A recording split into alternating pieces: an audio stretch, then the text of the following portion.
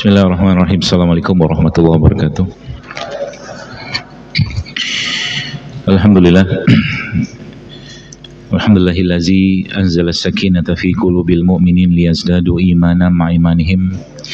Walillahi junudus samawati wal ardi wa kana Allahu aliman hakima. Subhanaka la ilma lana illa ma 'allamtana innaka antal alimul hakim. Allahumma zidna imanan wa yaqinan wa fikhan. Allahumma rabbi israh li sadri wa yassir li amri wahlul 'uqdatam min lisani yafqahu qawli. Allahumma shalli wa sallim wa barik ala nabiyyina Muhammad wa ala ali Muhammad kama shallaita ala Ibrahim wa ala ali Ibrahim innaka Hamidum Majid. Allahumma barik ala Muhammad wa ala ali Muhammad kama barakta ala Ibrahim wa ala ali Ibrahim innaka Hamidum Majid. Qala Allah Ta'ala fil Qur'anil Karim, a'udzubillahi minasyaitonir rajim, sanurihim ayatina fil afaq wa fi anfusihim hatta yatabayyana lahum annahul haq.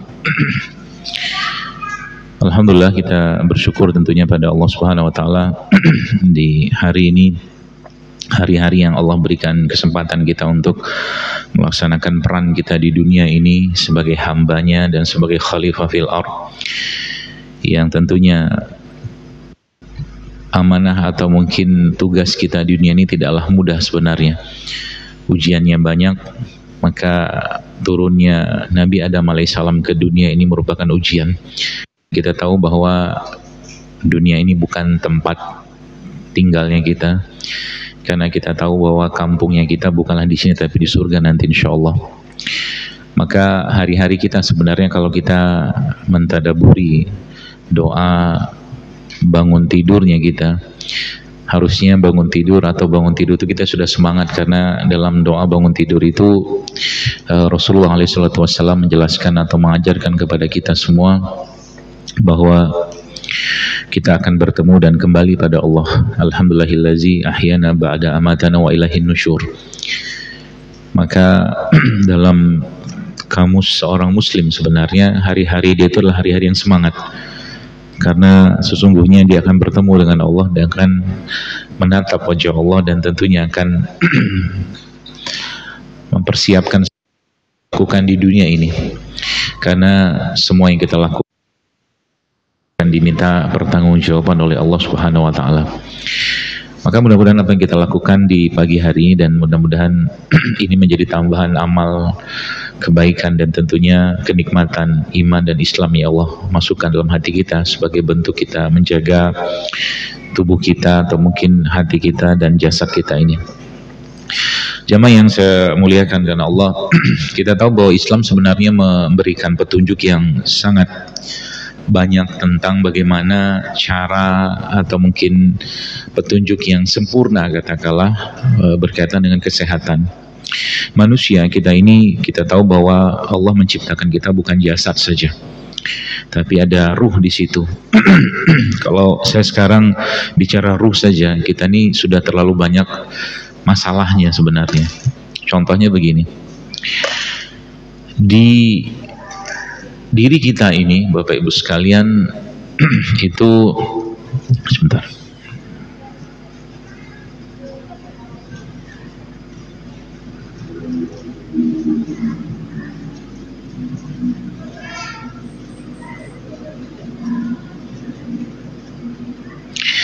Di diri kita nih Bu sekalian, sebenarnya Allah bukan cuman kita tahu menempatkan jasad fisik kayak kita ini saja, tapi dalam diri kita ini ada ruhnya kita, ada hati jiwanya kita, yang semua itu menjadi satu kesatuan. Sayangnya kita kalau kita tadaburi dari ayat-ayat Al-Quran, kita sering mungkin terlewatkan ya, bahwa kalau kita belajar bagaimana pembentukan manusia kita ini, maka kita ini sudah dari awal sudah banyak masalah sebenarnya. Contoh ya, dalam kitab Madarijus Salikin, Ibnu Qayyim al-Jauziyah menyebutkan bahwa setiap kita ini akan melewati pos-pos dalam kehidupan. Ada pos sedih, ada pos bahagia, ada pos macam-macam lah.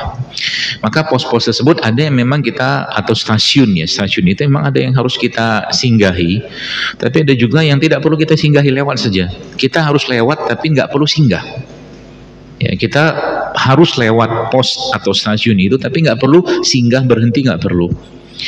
Kenapa tidak perlu? Karena itu akan mempengaruhi jiwanya kita. Maka kitab Madarijus Shalikin ini kitab menarik sekali kalau kapan-kapan mau baca. Kitabnya nggak terlalu tebal, cuman sekitar 600-700 halaman satu jilidnya, satu jilid. Enggak tebal. Karena ada lagi yang lebih tebal yang saya punya, ada kitab Asbab wa Alamat, itu kitabnya 1400 halaman. Jadi ini lumayan, enggak terlalu tebal. Jadi Bapak sekalian, kitab Madarijus Shalikin ini nanti kapan ada yang terjemahannya, jangan khawatir. Itu kitab bagus ya. Anda tahu kitab itu ngebahas apa? Kitab itu cuman ngebahas, jadi mungkin total ada 1400 halaman. Kitab itu cuman membahas iyyaka na'budu wa iyyaka nasta'in. Satu kalimat atau satu ayat Quran dalam surat Al-Fatihah itu dibuat jadi satu kitab yang halamannya 1400 halaman. Jadi kadang-kadang saya mikir nih orang pintar kayak apa sih? Kok bisa gitu? Dan zaman dulu Bapak Ibu sekalian, kalau sekarang kita mau butuh data gitu ya, kita butuh data apa, tinggal browsing internet, laptop, handphone dapat. Zaman dulu kan nggak bisa. Terus dari satu kata itu kok tiba-tiba, bukan tiba-tiba ya, kok bisa mereka tuh pinternya kayak begitu gitu loh. Kadang-kadang saya mikirnya tuh nih orang makannya apa gitu. Yang jelas mungkin bukan gorengan lah ya mungkin ya. Zaman dulu kan nggak ada gorengan juga. Kemudian kitab itu atau kitab Madarijus Shalikin itu salah satu yang disebutkan adalah manazil. Manazil itu kayak semacam ya tempat lah ya, atau mungkin kita posisi gitulah. Ada tentang kesedihan segala macam. Dia mengatakan bahwa sedih itu stasiun yang harus Anda lewat, tapi Anda tidak perlu berhenti. Kata dia begitu. Sedih. Maka kita tahu dan mungkin kita baca kenapa Nabi sampai berlindung, Allahumma inni a'udzubika minal hammi wal hazan wa a'udzubika minal azzi wal kasal wa a'udzubika minal jubni wal bukh wa a'udzubika min ghalabati daini wa qahri rijal, kan gitu. Kenapa sampai Nabi berlindung dari sedih? Ada urusan apa dengan sedih sampai akhirnya sedih itu sesuatu yang Nabi SAW itu membuat atau pengen kita berlindung dari situ gitu kan? Karena memang itu bukan, jadi bukan apa namanya, bukan sesuatu yang harus kita telan masukkan dalam diri kita sehingga itu menjadi makanan. Contohnya begini nih, kalau ditarik panjang lagi sampai ke ruhnya kita tahu bahwa waktu apa tuh namanya, kita diciptakan Allah ya, ketemu sel telur, sel sperma bapak ibu kita itu, kemudian muncullah janin ya, zigot kalau saya begitu, itu kan pada usia keberapa atau pada hari keberapa Allah memasukkan ruh? 40 kan? Oke. Kata ruh di sini terus sekalian menjadi satu kata yang sangat penting ya. Kenapa penting? Karena ketika jasad kita ini diciptakan Allah, di situ sudah mungkin belum sempurna gitu kan, tapi di situ Allah Subhanahu wa taala memasukkan ya ruh ke dalam jasad tadi, ya, ke dalam apa, janin atau zigot tadi itu, maka ketahuilah bahwa di situ Bapak Ibu sekalian, si janin itu meskipun belum sempurna keadaannya, maka dia sudah bisa merasakan makanan ruh. Dia sudah bisa masakan makanan ruh. Makanan ruh itu apa? Perasaan salah satunya. Ya, sedihnya ibu itu, bahagianya ibu itu anak tadi itu mampu rasakan. Atau ya anak lah katakanlah, janin itu. Maka itu sebabnya dalam tema kehamilan itu tidak boleh seorang ibu ya atau bumil lah bahasa gitu tuh dia merasakan kesedihan dalam diri, nggak boleh yang berlebihan, karena anak itu akan nyerap. Itu yang pertama. Dia nggak boleh merasakan kecurigaan karena anak itu akan serap.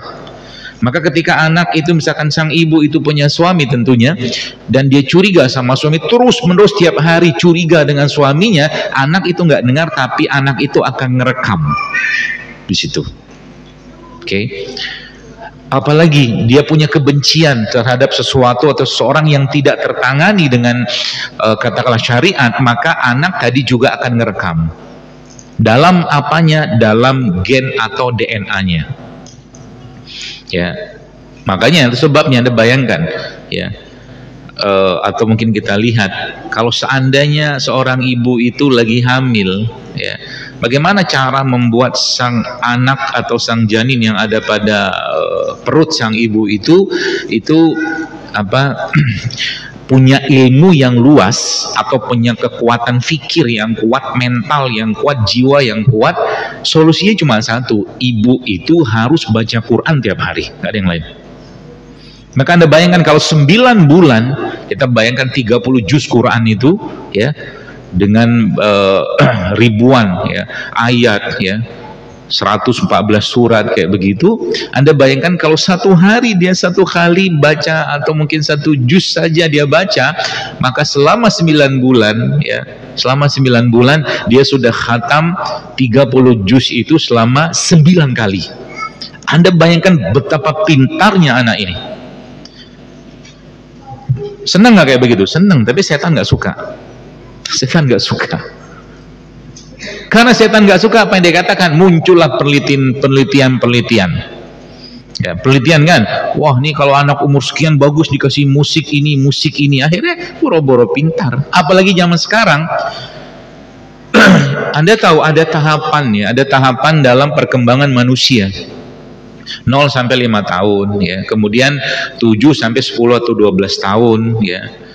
Itu yang 0 sampai 5 tahun itu kan belum balik, masih anak-anak kecil gitu loh.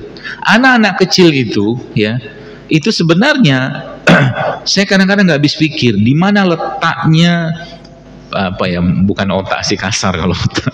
Di mana letak kita tuh mikir anak umur 5 tahun disuruh belajar macam-macam. Padahal 0-5 tahun itu adalah waktu memasukkan rasa. Akal dia nggak kuat, ya. Dia cuman perlu rasa, dia perlu dekat sama orang tuanya, bapaknya, ibunya. Bukan anak 5 tahun dibangga-banggakan bisa baca, katakanlah umur 5 tahun sudah bisa baca tulis. Bukan itu. Salah. Justru malah kapan ada waktunya gitu loh. 0 sampai 5 tahun itu kenapa asli dalam sejarah Islam, Bapak sekalian, itu kita tahu bahwa memasukkan anak ke sekolah itu setelah umur 5 tahun. 0 sampai 5 tahunnya urusan orang tua. Jadi nanti yang didapatkan di sekolahnya dia itu adalah bentuk didikan orang tuanya.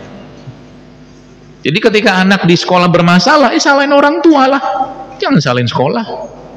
0-5 tahun itu saatnya orang tua mencurahkan kasih sayang, sentuhan, kalimat, segala macam yang sifatnya membuat anak itu dekat sama orang tuanya. Sehingga nanti setelah 5 tahun dia sudah mulai kebentuk, itu kan masuk ke usia 6 atau 7 tahun sampai ke 12 tahun, namanya tamyiz. Tamyiz itu belum balik.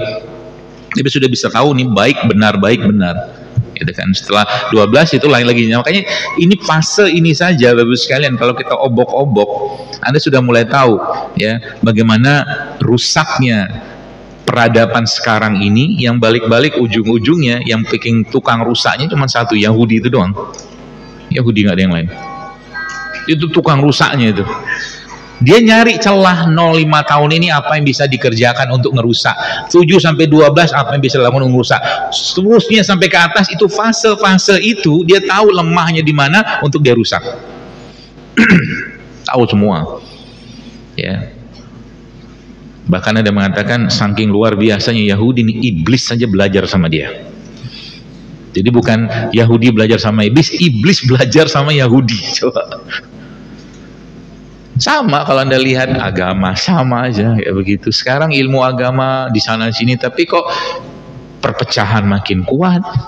Di zamannya Utsman bin Affan radhiyallahu anhu, Quran yang dicetak itu cuma 5. Satu negara cuma 5. Coba bayangin.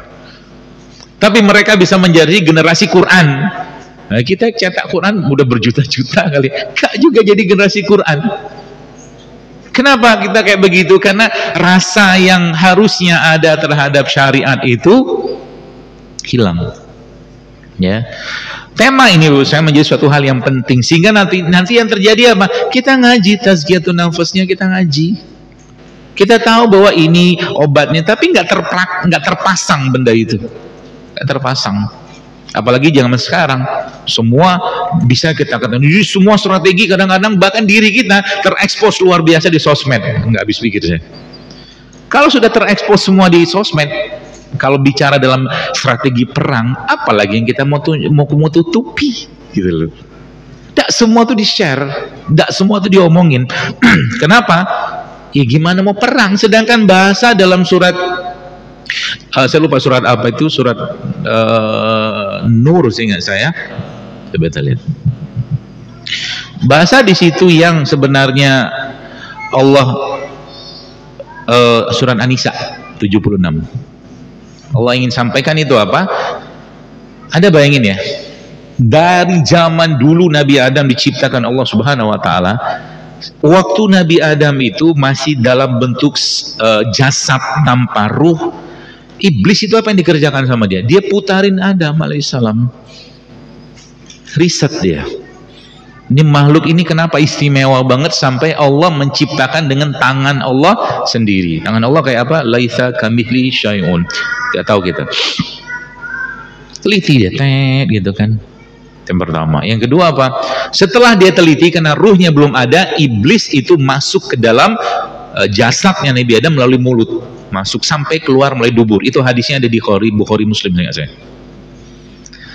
Riset luar biasa. Ya. Sedetail-detailnya iblis laknatullah alaih itu melihat, meneliti, bahkan mendapatkan kesimpulan bahwa ada yang lemah dari jasad ini, kata dia. Ya. Salah satu yang disebutkan di situ, dia katakan bahwa ini makhluk, dia bilang, lemahnya letaknya dia ada pada ketidakmampuan dia mengendalikan syahwat atau emosinya, kata iblis. Itu kesimpulan pertama. Nanti kaitannya sama kesehatan sebenarnya. Jadi belajar kesehatan dari iblis. Ya, canggih loh dia itu, Pak. Jadi kita nih sekarang nggak usah. Jadi kalau ditanya Bapak riset internasional lu siapa? Iblis. Iblis Bapak risetnya dari awal. Ya, jadi jangan apa pede-pede banget juga dalam urusan riset, karena di atas riset ada namanya wahyu. Itu maksudnya poinnya. Itu kesimpulan dia yang pertama, bahwa ini makhluk akan banyak berurusan dengan emosi atau syahwatnya, kata dia. Itu yang pertama. Yang kedua apa kata dia? Ini makhluk akan banyak berurusan dengan perut. Ada 7 kesimpulannya itu dengan perut. Sudah 2, cukup 2 itu yang dari sini panjang pembahasannya. Ya, panjang pembahasannya. Ya. Palestina kayak sekarang, Gaza kayak sekarang, ini kan ketahuan semua siapa yang pengecut, siapa yang mentalnya. Ya gitu-gitulah, kerupuk-kerupukan urusan negara mulia atau mungkin negeri mulia kayak begitu saja, saking takutnya cuman sekedar tega-teganya melambangkan dengan semangka. Apa maksudnya? Kenapa negeri mulia itu lambangkan dengan semangka? Nggak ada ceritanya. Tanyalah orang Palestina, mana ada ceritanya simbol Palestina itu semangka? Semangka itu bahkan kata seorang dokter di Palestina dikatakan itu buah yang melambangkan kemunafikan. Coba. Kenapa munafik? Luarnya hijau, dalamnya merah. Munafik lah. Jadi akhirnya, kalau sekarang ketika kita sudah tahu kayak begini dalam surah An-Nisa tadi itu, Masya Allah, jadi kayaknya iblis itu kan canggihnya luar biasa. Dia punya seluruh bank datanya kita. Coba. Dari Nabi Adam sampai Anda sekarang, kita, dia punya bank datanya. Jadi sekarang itu kita berhadapan dengan sosok musuh yang sempurna. Sempurna secara data, sempurna secara riset, semuanya sempurna. Ceper lah kita kan. Kan gitu bahasanya kan. Tapi menarik kalau Anda baca dalam surat An-Nisa itu, Allah menyuruh kita ngapain. Allah di situ mengatakan ada 2 hal. Jadi kalau Anda mau melawan mereka, kata Allah Subhanahu wa taala, 2 yang Anda pasang dalam diri Anda. Yang pertama apa? Pasanglah war mode on. Mode perang. Mode perang yang pertama. Nyalain mode perangnya, ya. Kalau sudah mode perang dalam fikihnya perang, misalkan kita tahu dalam fikih perang itu kita tahu bahwa semua siasat, semua bahkan tipu muslihat boleh dipakai kalau perang. Fikihnya begitu. nggak masalah. Mau kerja sama-sama ini, karena fikihnya perang sama fikih damai beda. Jadi ketika sekarang kita lihat mujahidin bekerja sama itu lain fikihnya sama fikih damai gitu loh. Jangan menasal bunyi aja. Ya. Itu yang pertama, mode perang. Ya. Yang kedua apa? Kata Allah di situ apa? Coba saya buka ayatnya ya.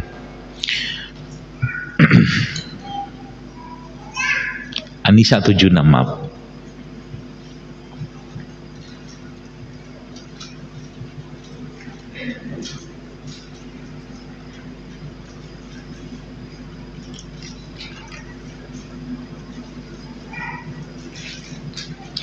Nah, yang terakhir itu apa?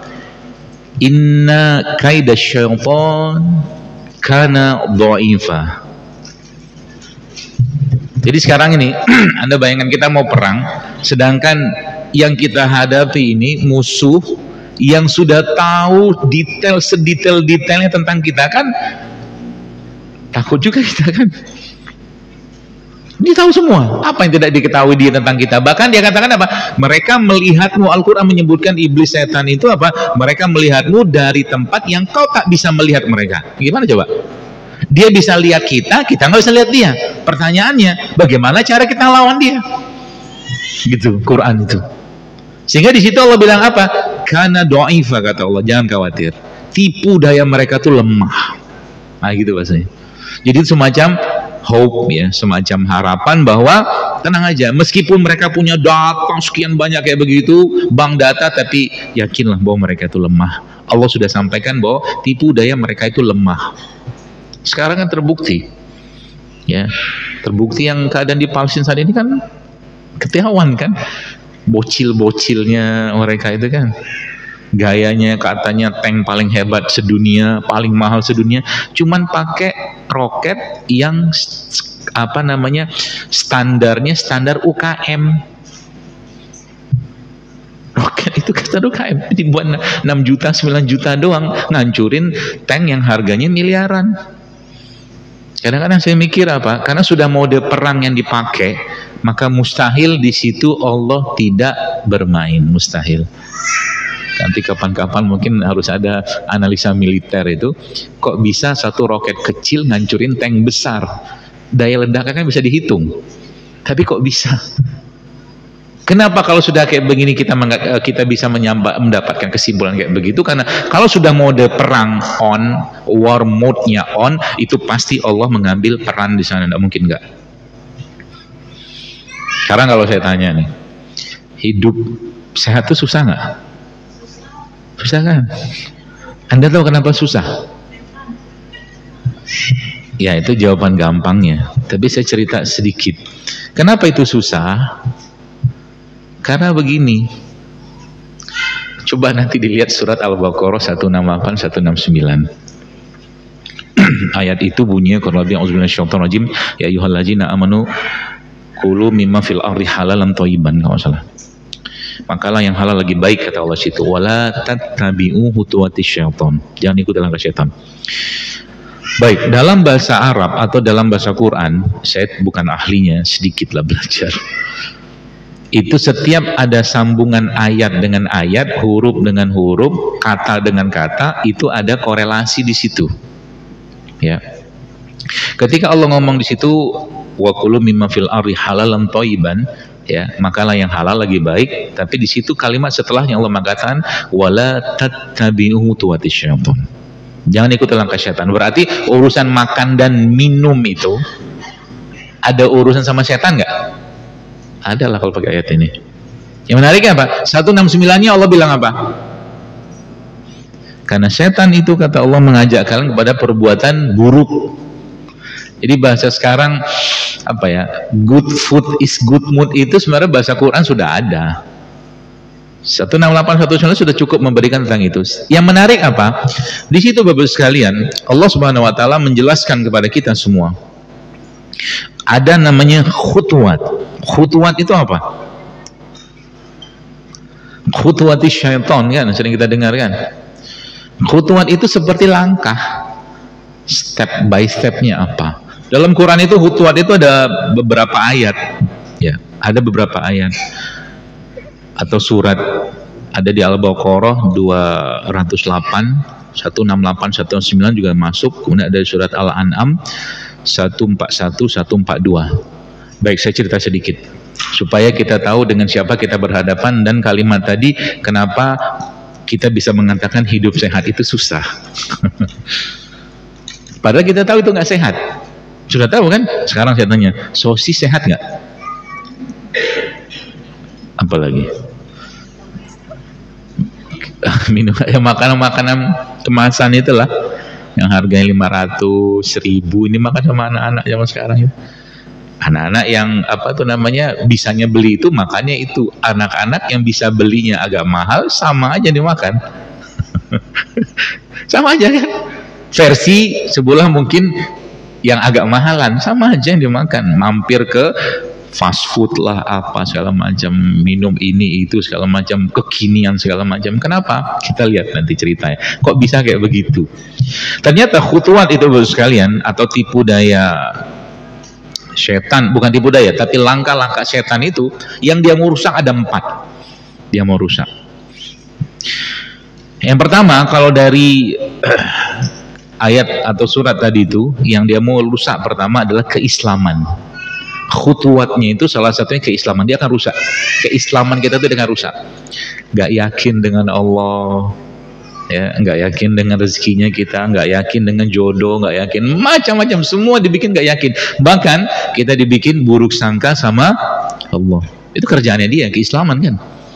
Sampai ayat-ayat dalam Al-Quran itu menjelaskan atau memberikan pedoman kepada kita tentang ya jangan ada zon, kata Allah, jangan ada buruk sangka, jangan ada dugaan, karena itu bagian dari dosa ya, salah satunya. Yang kedua apa? Yang kedua itu berhubungan, ini di surat Nur, An-Nur ayat 19 sampai 21, 19, 20, 21. Itu yang isunya berhubungan dengan kehormatan, zina, orang selingkuh, efek dari buruknya makanan, media, itu masuk di situ. Itu poin yang 2 poin. Nah, yang ketiga ini menarik. Ternyata apa? Khutuwatnya syaitan itu yang ketiga itu makanan dan minuman. Yang ketiga. Yang keempat apa? Itu ada di surat Al-An'am, tumbuhan dan ternak. Jadi dari 4 khutuwatnya syaitan itu, urusan makanan, minuman, sama tumbuhan dan ternak itu menjadi bagian dari langkah-langkah keburukan yang setan iblis lakukan. Jadi nggak heran sekarang Anda lihat pertanian rusak, pertanian rusak, ayamnya bermasalah, daging bermasalah, sekolah pertanian kadang-kadang ya. Bukan ya nggak menyalahkan, cuman kadang-kadang saya memikirkan kalau sekolah pertanian itu bisa menggemburkan lagi tanah, itulah yang Allah inginkan. Tumbuhan ternak rusak, dirusak sama dia dengan langkah-langkah yang sangat jelas, terperinci dan sangat detail. Jadi kalau ketika tadi kita mengatakan bahwa hidup sehat itu sulit, emang iya. Berarti kalau mau tidak sulit caranya gimana? Terus jelas kan, nyalain mode perangnya baru bisa.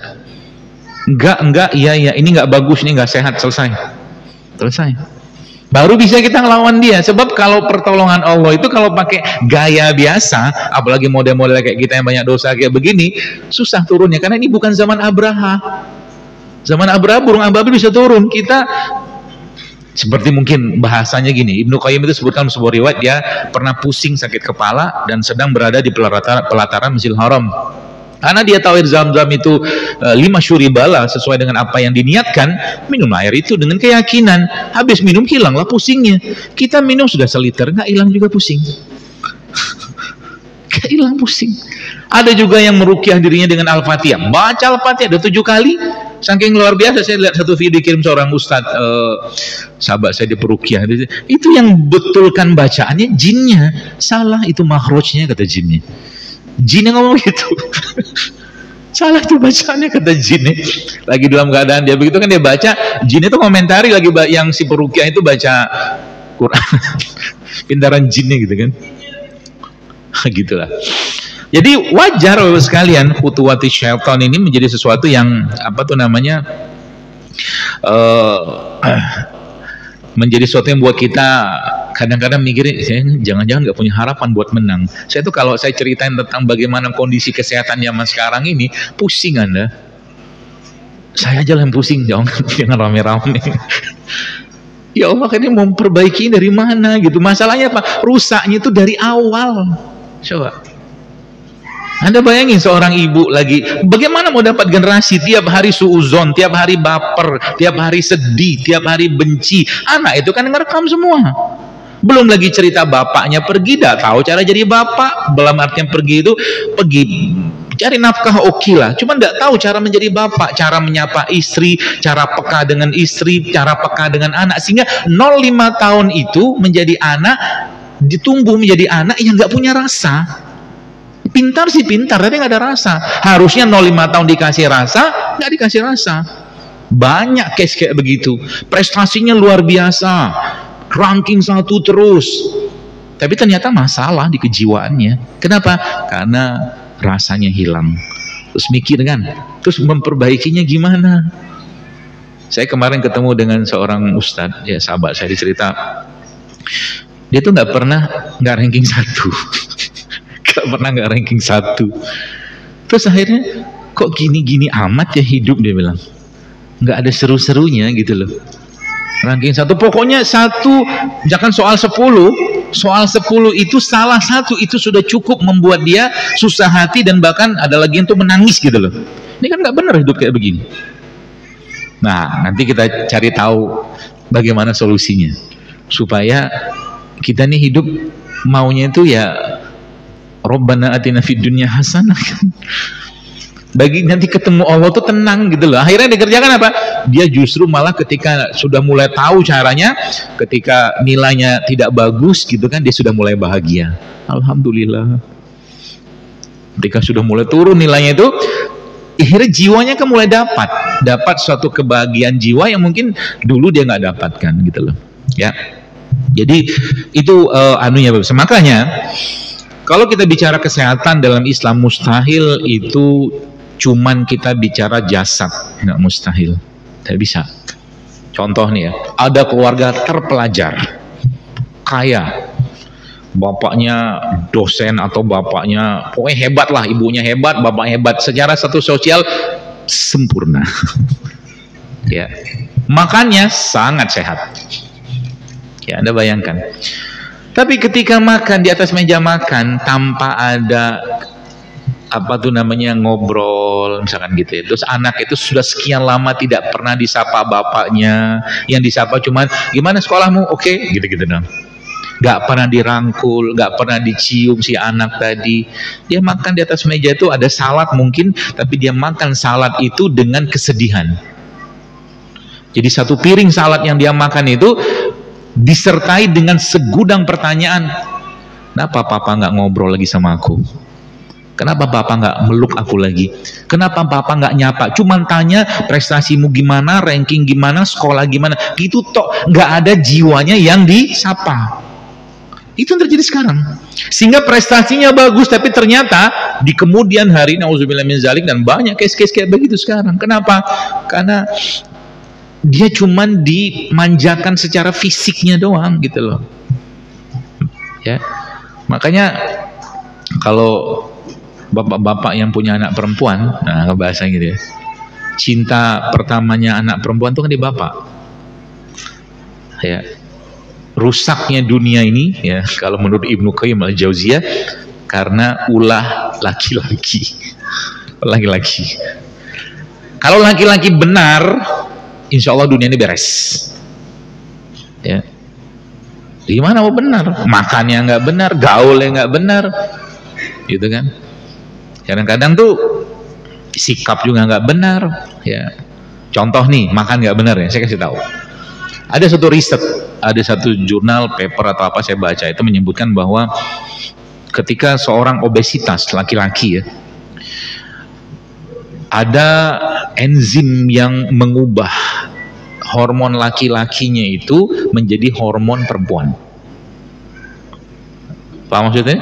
Berarti yang dipikir berarti berubah kelamin, enggak. Tapi qawamnya hilang. Qawamnya hilang.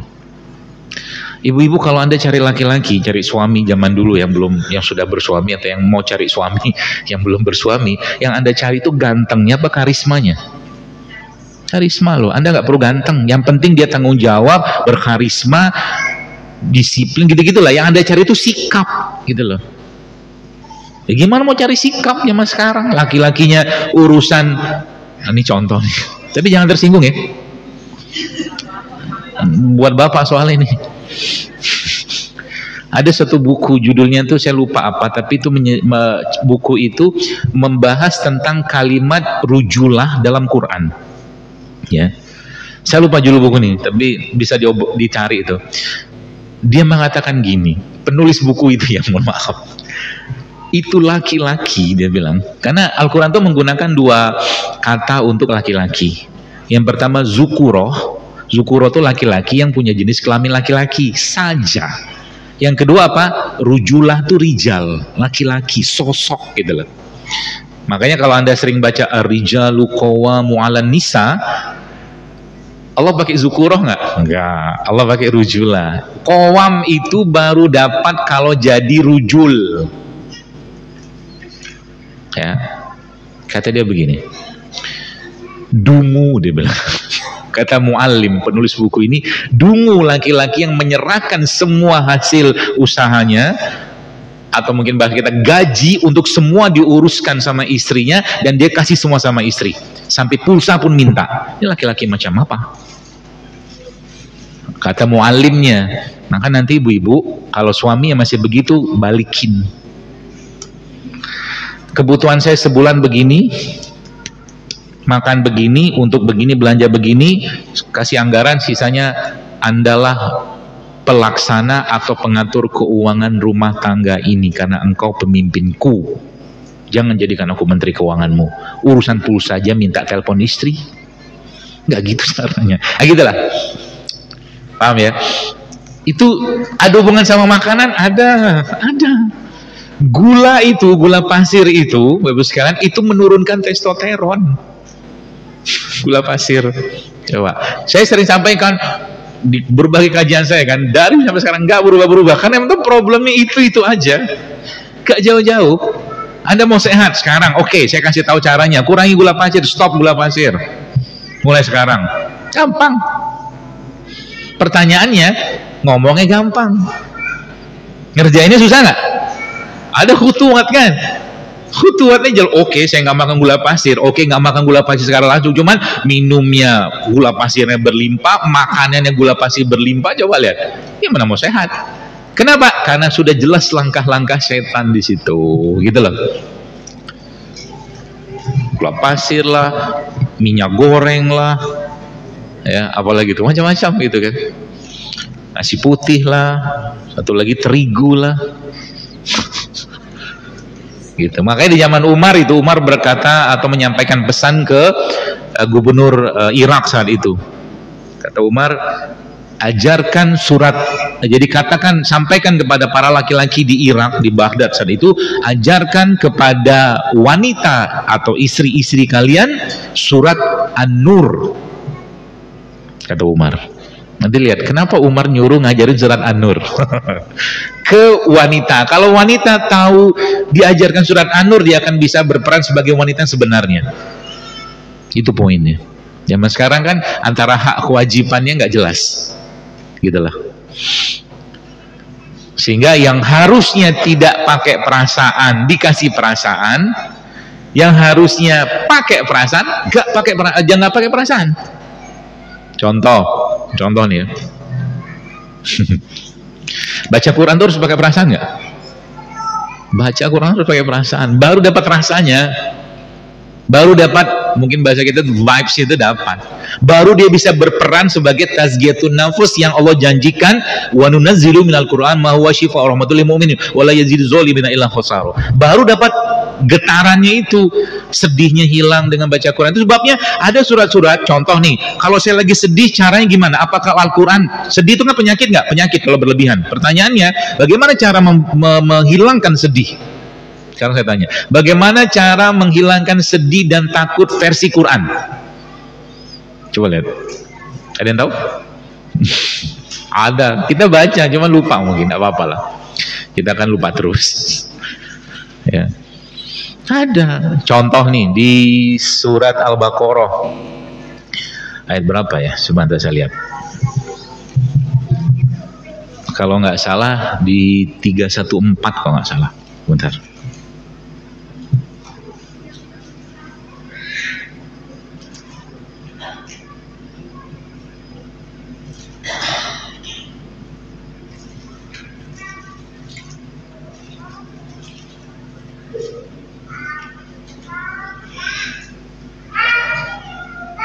Oh bukan, 214 mungkin.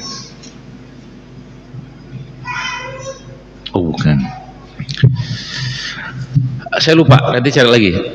Intinya di situ Allah mengatakan bahwa orang-orang yang menginfakkan harta mereka di malam hari, yang pertama urutannya ya, orang-orang menginfakkan harta mereka di malam hari secara sembunyi-sembunyi. Jadi yang pertama di malam hari, yang kedua secara sembunyi-sembunyi, yang ketiga secara terang-terangan. Kata Allah di situ apa? Wala khaufun alaihim wala hum yahzanun. Mereka tidak akan, atau Allah akan hilangkan takut dan sedihnya mereka. Itu resep. Berarti kalau lagi takut, perasaan lagi takut, pakai resep itu. Ya. Di juz 3 seingat saya itu ya, juz 3 awal-awal atau apa gitu, itunya caranya ya, caranya untuk menghilangkan takut. Atau kata Allah, orang-orang yang mengatakan Rabbunallah, orang-orang mengatakan Tuhan kami adalah Allah, maka Allah katakan apa? Wala khaufun alaihim wala hum yahzanun, sama juga Allah akan hilangkan ketakutan mereka, kesedihan mereka itu, karena itu penyakit semua ditakutin. Jadi kalau mungkin di bahasa sekarang tuh takut apa segala macam itu kan kayak overthinking gitu loh. Semua dipikirin sama dia. Semua dipikirin. Anak di pesantren, anakku makannya gimana ya? Nanti kira-kira temannya gimana ya? Semua dipikirin sama dia. Sehingga anaknya biasa-biasa anteng-anteng aja, dianya yang sakit. Menyiksa badan. Ya. Dan itu lagi-lagi sampaikan, kalau kita bicara tentang kesehatan jiwa atau kesehatan hati kita nih Bu sekalian, maka Anda harus kasih dia makanan. Harus kasih makanan. Dia bukan makanan fisik sebenarnya, bukan. Tapi makanan yang sifatnya emosi juga. Ya. Contoh nih, kalau Anda yang punya anak umur ya ABG 16 tahun, 17 tahun, coba tanya sama dia, mau makan apa? Jawabannya apa? Nggak tahu. Coba lah jawabannya nggak tahu terus kan?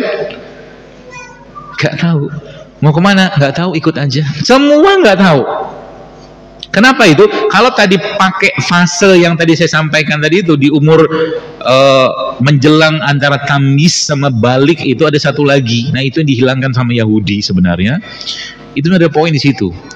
Allah mengatakan dalam Al-Quran bahwa mereka itu, kalau Anda mau jadikan mereka bisa keluar itunya, apa tuh namanya, nggak taunya itu bisa hilang, maka apa yang harus dilakukan dan apa saran Quran? Maka jawabannya, kasih dia tanggung jawab atau amanah. Nanti kan keluar tuh. Jadi kalau ketemu dengan anak, silakan laki perempuan, mau makan apa nih sekarang? Nggak tahu. Kasih dia amanah, kasih dia tugas, yang itulah cara paling mudah untuk membangkitkan jiwa kepemimpinannya dia, yang kita baca Rabbana hab lana min azwajina wa dzurriyyatina qurrata a'yun waj'alna lil muttaqina imama. Kamu jadi pemimpin. Mau jadi pemimpin itu harus tegas. Tapi kalau nggak dikasih tugas atau amanah, nggak keluar dia. Maka Al-Quran itu memberikan pedoman. Itu sebabnya ya, kalau dikasih amanah, Anda tahu salah satu sahabat dekatnya Rasulullah SAW yang juga mengurus Nabi dan juga membantu Nabi SAW, yaitu Anas bin Malik radhiyallahu anhu. Ngapain kerjanya? Berkhidmat kepada Nabi. Maka anak-anak yang usia kayak begitu itu kasih tugas untuk berkhidmat dengan Anda. Paham ya? Contoh mungkin namanya Budi bikinin ayah teh, kasih dia tugas, dia suka dengan itu. Siapa yang ngomong? Al-Quran. Sehingga nanti dia nggak kesepian. Saya berapa kali lihat buku gitu kan, kemarin saya lihat ada satu buku, saya kadang-kadang sekarang mampir toko buku tuh ngelihat bagaimana peradaban. Jadi toko buku tuh mencerminkan bagaimana pemikiran dan peradaban manusia zaman sekarang. Ada satu buku ditulis oleh penulis Korea. Judulnya apa coba? Judulnya Ketika Aku Tidak Tahu Apa Yang Aku Mau. Kan judulnya menyedihkan banget. Tips-tips untuk menghilangkan itu Bapak Ibu sekalian. Ini masalah di sini karena kita nggak paham diri kita. Ini sekarang saya kasih paham supaya apa? Jiwa, roh, mental kita ini dapat makanan. Itu sebabnya ada seorang ulama namanya Wahab bin Munabbih. Dalam hikmahnya Nabi Daud alaihissalam ya disebutkan bahwa kata beliau begini. Kata dia begini.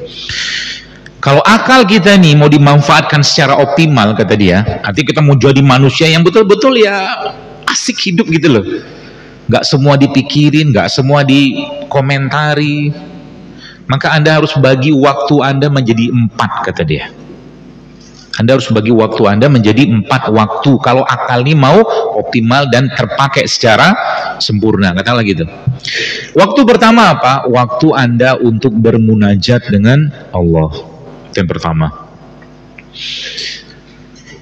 Jadi ngobrol sama Allah. Jadi gini, saya kan ngobrol sama Anda nih. Nanti kapan-kapan Anda cari tempat sendiri mihrabnya Anda. Mihrab itu nggak mesti kayak begini, ya. Anda ada satu tempat kosong, dia batasin aja, mungkin pakai kayu, pakai apa, pakai kursi, itu mihrab. Anda katakan ini mihrabku, ini tempatku ngobrol sama Allah. Di rumah, di kamar, segala macam. Jangan digeser-geser sejadahnya. Ngobrol dengan Allah gimana? Ya kayak begini. Ya Allah, kan begini ya Allah. Aku tuh pengen banget gini, cuman kan aku begini. Coba nanti. Tapi tentu dengan adab ya. Kita puji Allah, baca sholawat. Itu nanti Anda akan meleleh sendiri. Itulah yang indah banget kita tadi. Waktu yang pertama tadi itu. Contoh. Siapa yang pengen haji tahun depan? Coba angkat tangan. Banyak kan? Ada duitnya? Bagus. Gak apa-apa. Ngomong aja kan. Ngobrol kan sama Allah kan? Ya Allah begini. Haji furoda itu sekarang kan 500 juta ya Allah. Kok gajiku sekian? Mana mungkin lah aku bisa haji kalau pakai otak manusiaku ya Allah. Tapi kan kau maha kaya. Tak ada yang mustahil bagi engkau. Jadi kayak gitu loh. Nanti akhirnya Pak curhat. Nanti ada lagi bab itu. Jadi akhirnya kita sama Allah tuh kayak deket gitu loh. Nah, itu rahasianya Nabi Ayub. Kenapa Nabi Ayub itu? Cerita Nabi Ayub itu kalau kita baca dalam surat Shad dan surat Al-Anbiya atau Al-Qasas itu, Nabi Ayub dijelaskan Allah dalam Quran itu berusaha bukan sosok Nabi tapi sosok hamba. Emang ada hubungan apa? Ada urusan apa hamba sama Nabi? Kalau Anda baca di situ, Allah mengabarkan dan hamba kami Ayub, kata Allah. Bunyinya begitu. Sehingga Nabi Ayub itu kan menjadi sosok yang apa ya? Saya kadang-kadang mikir gitu kan, sakit 20 tahun, 18 tahun sakit sampai istrinya bilang, "Kau kan Nabi, mintalah sama Allah," gitu loh. Kata istrinya kan. Kan mudah bagi Allah menyembuhkan. Tapi Nabi apa yang dikerjakan? Dia hitung antara waktu senangnya beliau alaihissalam dengan waktu susahnya itu, ternyata masih selisih 2 tahun. Sehingga doanya kepada Allah apa doa minta sembuh? Bukan. Doanya kan doa manja banget. Ya Rob, aku nih sakit. Udah gitu dong. Robbi anni massanyad dur. Oh, ya Rob, aku nih sakit, kata Nabi Ayub. Terus apa lagi? Wa anta arhamur rahimin. Dan kau Tuhan yang Maha Pengasih Penyayang. Kan gitu doanya itu kan. Yang itu dalam satu halaman itu menurut saya menarik. Di halaman surat Al-Anbiya itu halaman berapa saya lupa itu di situ ada 3 doa. Coba lihat nanti. Doa yang pertama doa Nabi Ayub, Robbi anni massanyad dur wa anta arhamur rahimin. Itu bisa jadi tanda kutip jimat syar'inya Anda itu. Wiridnya Anda. Saya lupa di halaman berapa itu. Tapi satu situ ada 3 doa. Doa yang pertama itu doa Nabi Ayub. Robbi anni massanyad dur. Setelah itu kata-kata Allah apa? Fastajabna lahu. Kami kabulkan doanya dia. Ya, itu doa Nabi Ayub. Terus yang di bawahnya lagi, tengahnya seingat saya itu ada lagi doanya Nabi Yunus. Nabi Yunus ngomong apa di situ? La ilaha illa anta subhanaka inni kuntu minaz zalimin. Terus terusannya dari kalimat fastajabna lahu. Kami kabulkan doanya Nabi Ayub, Nabi Yunus. Di bawahnya lagi doanya Nabi apa? Nabi Zakaria. Rabbi la tazarni fardan wa anta khairul warisin. Lanjutan ayat itu fastajabna lahu. Itu kayak jimat tanda kutip. Kalau Anda pengen doa dikabulin, ya, itu Anda baca itu berulang. Bagaimana Anda merasakan suasana para nabi-nabi itu berdoa pada Allah. Di situ ada permintaan nggak? Ada permintaan? Ada. Isinya cuma pujian sama Allah. Yang pertama kan Rabbi anni masaniyad dur. Ya Allah, aku ini sakit, Engkau Maha Pengasih Penyayang. Yang kedua, lebih tinggi lagi, la ilaha illa anta subhanaka inni kuntu minaz zalimin. Yang ketiga, Rabbi la tazarni fardan wa anta khairul warisin. Ya Allah, aku ini sudah tua, ya, sudah beruban gitu-gitu, dan Engkau lah sebaik-baik mewariskan semua, kata Nabi Zakaria. Fastajabna lahu. Pesannya apa di situ sebenarnya? Pesannya begini. Ada seorang ulama dikatakan gini. Ada orang yang minta doa sama beliau gitu kan, sebutkan dalam sebuah buku saya baca itu, dikatakan begini, anaknya di penjara bukan karena masalahnya dia, dan minta doa supaya anak itu dikeluarkan. Anda tahu dia doanya apa? Bukan doa ya Allah keluarkan anak si fulan itu penjara, bukan. Dia bilang begini, Allahumma qad ta'lamu hajatana qabla an nas'alakaha faqdiha lana. Sambil nangis doa gitu. Allahumma qad ta'lamu hajatana qabla an nas'alakaha. Ya Allah, Engkau sudah tahu apa hajat kami ini ya Allah sebelum kami minta. Itu keren ya. Faqdiha lana, maka kabulkan ya Allah. Habis itu keluar tuh anak, kayak gimana ceritanya? Kan indah kan doa itu kan? Tapi untuk ukuran kita mungkin kita perlu sampaikan hajatnya. Karena kita itu bukan orang yang dekat. Jadi Nabi Ayub itu bisa kayak begitu karena dia orang yang dekat dengan Allah. Ya, ada 3 yang Al-Quran potret tentang Nabi Ayub sehingga dia menjadi sosok yang kayak begitu. Yang pertama apa? Dia abad. Abad itu hamba. Ada urusan apa dengan hamba? Hamba itu begini. Kalau Anda mengatakan saya punya Allah, nah gitu kan, atau kita mengatakan saya punya Allah, coba rasakan bedanya dengan kita mengatakan saya ini dimiliki Allah. Beda nggak rasanya? Beda. Kalau yang pertama, Anda bisa mengatakan saya punya Allah, tapi seberapa dekat Anda dengan Allah? Gitu. Tapi kalau kita mengatakan saya dimiliki Allah, maka semua urusan saya, apapun hajat saya, karena saya hamba, saya budak, dan Allah majikan, pasti akan Allah urus. Abad. Jadi kalau ada masalah, sadarilah kita bahwa kita tuh abad, hamba. Balikin sama Allah. Sekarang pertanyaan saya sekarang, jadi supaya bagaimana caranya kita tuh merasa kita tuh hamba, sadarilah diri kita. Mata kita berkedip ini bukan karena sistem saraf otonom. Darah Anda mengalir bukan karena ada jantung, ada ini itu, bukan. Anda datang ke sini bukan karena Anda punya kaki. Anda datang ke sini bukan karena Anda punya mobil, punya motor, enggak. Wallah bukan, tapi Anda ke sini karena Allah berkehendak kita datang ke sini. Itu hamba. Sehingga hidup kita itu tenang. Apa yang mau dikhawatirkan? Semua dikhawatirin. Kenapa? Kita keluar dari zona kehambaannya kita. Makanya orang-orang yang keluar dari zona kehambaan itu dalam Quran disebutnya sebagai togo.